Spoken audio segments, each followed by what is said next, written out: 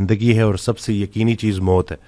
تو زندگی میں نا وہ ارادے ٹوٹتے ہیں اور آہستہ آہستہ غم آتے ہیں اور آپ کو پتہ چلتا ہے کہ ٹھہرنا مشکل ہی ہے.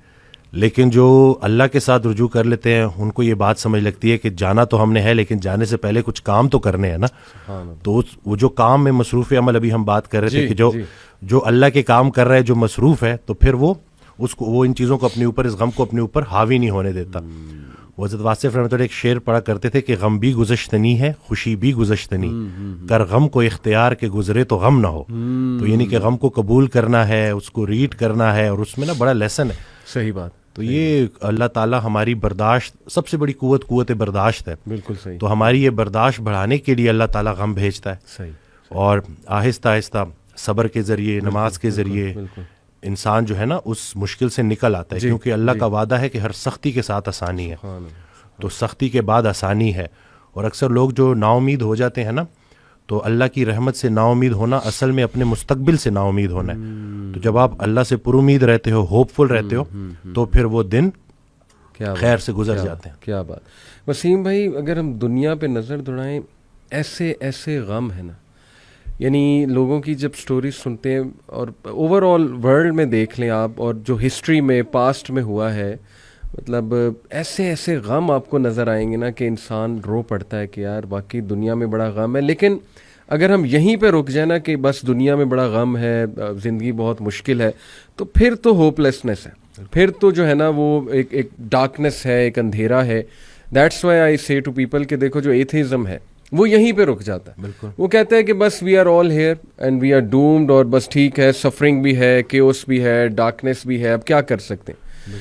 بٹ جب تک اسلام ہمارے پاس ہے نا وسیم بھائی دیکھیں اللہ سبحانہ و تعالیٰ نے پہلے ہی ہمیں بتا دیا جیسے آپ نے کہا نا ایکسیپٹنس. بالکل اللہ نے ہمیں ایکسیپٹنس دلائی ہے کہ دیکھو اس کو ایکسیپٹ کرو کہ یہ دنیا ایک مشکل کی جگہ ہوگی.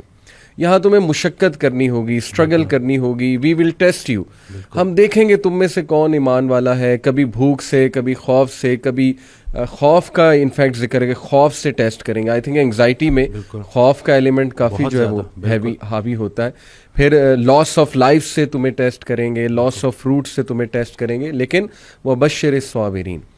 اور دیکھیں اللہ نے پورا طریقہ بتایا کہ دیکھو نا امید نہیں ہونا ہے. اگر یہ پرابلمز آ جاتے ہیں تو پھر اللہ طریقہ بھی بتا رہا ہے کہ تم نے ہوپ کیسے پکڑنا ہے. جیسے آپ نے کہا کہ نماز ہے پھر صبر ہے.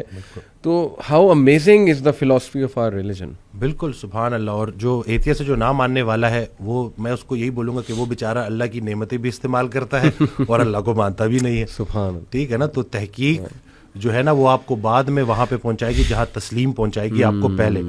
تو جو سرنڈر کرنا ہے نا یہی سب کچھ ہم نے کرنا ہے. ایک آڈیو میں وہ بیان کر رہے تھے حضرت تو انہوں نے کہا کہ پورا سرنڈر کرنا ہے. تو جواب آیا کہ حضرت اتنی کمزور صلاحیتوں کے ساتھ پورا سرنڈر کیسے کرو. تو انہوں نے کہا کہ تم پورا سرنڈر کرو تمہاری صلاحیتیں بھی پوری ہو جائیں گی. سبحان اللہ. تو یہ ہے کہ جب آپ پورا سرنڈر کرتے ہو نا یہ جو اپنی کارسازی نکالو گے تو کارساز کی کارسازی سمجھ آئے گی نا. تو یہ جو اللہ ہے نا یہ ہمارے ارادوں کو توڑتا ہے اور نہیں آتی کوئی پریشانی اس وقت تک جب تک وہ بڑی پریشانی کو ٹالنے نہ آئی ہو.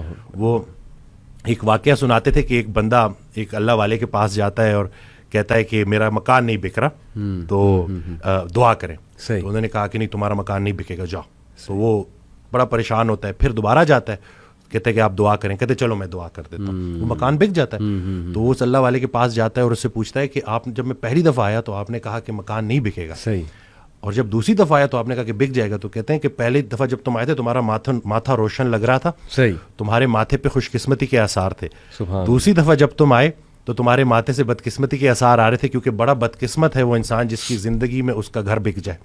تو جو چیز تم اپنے لیے پسند کر رہے ہو جس چیز پہ تم جشن منا رہے ہو وہ اصل میں تمہارے استغفر اللہ کا مقام ہے جس کو تم الحمدللہ کہہ رہے ہو. انسان جو ہے نا وہ جلد باز ہے. وہ کہتا ہے کہ بس میرے اللہ کو اپنے مطابق چلانا چاہتا ہے. صحیح بات. اور اللہ نے ہمارے لیے کتنی خیر رکھی ہوئی ہے کتنی آسانی رکھی ہوئی ہے. ہمیں خوش کرنے کے لیے اللہ کے پاس اتنا کچھ ہے لیکن ہم جلد بازی میں اور نا امیدی میں اس سے محروم ہو جاتے ہیں. اور شیطان جو ہے نا وہ ہماری رگوں میں خون کی طرح دوڑتا ہے. صحیح. تو اس کا طریقہ واردات ہے ہی یہ وسوسہ دینا. وسوسہ جو ہے نا وہ ایمان کی نفی ہے اور یقین جو ہے نا وہ وسوسے کو نفی کرتا ہے. کیا بات. تو ہم نے یقین کو پختہ کرنا ہے. یقین نور ہے شک اندھیرا ہے. تو اسی طرح سے یہ وسوسے کے اوپر سوال کیا گیا تو حضرت کہتے ہیں کہ میرا اللہ پہ یقین بے گماں ہے جو علم بن گیا. تم بھی وہ یقین پیدا کر لو, تمہیں بھی علم مل جائے گا. زبردست. تو یہ جو شک ہے نا وسوسہ, یہ آج کل بڑا کامن ہے.